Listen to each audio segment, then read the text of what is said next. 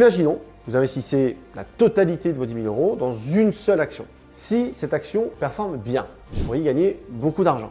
Mais si elle chute, vous pourriez perdre une grosse partie de votre capital, voire la totalité. En diversifiant, vous répartissez ce risque. Si une partie de votre portefeuille souffre, d'autres parties peuvent compenser. La diversification peut se faire de plusieurs manières. Premièrement, vous pourriez diversifier par type d'actif. Par exemple, vous pourriez investir une partie de vos 10 000 € en actions, une autre partie en obligations et une autre encore en immobilier ou en matières premières comme par exemple l'or. Chacune de ces classes d'actifs réagit différemment aux événements économiques, ce qui aide à stabiliser votre portefeuille. Un bon exemple de diversification par exemple est d'allouer 50% de votre portefeuille aux actions, 30% aux obligations, 20% à l'immobilier ou matières premières. Ça va vous permettre de profiter de la croissance des actions tout en ayant des actifs plus stables pour limiter les pertes en cas de chute du marché boursier. Vous pouvez aussi diversifier au sein d'une même classe d'actifs. Par exemple, si vous décidez d'investir en actions, ne mettez pas tout sur une seule entreprise. Vous pourriez investir dans un ETF qui suit un indice comme le S&P 500, ce qui vous donne une exposition à 500 grandes entreprises américaines. Ou si vous décidiez de mettre une petite partie de votre capital en crypto-monnaie, vous pourriez mettre dans le Bitcoin mais aussi dans l'Ethereum.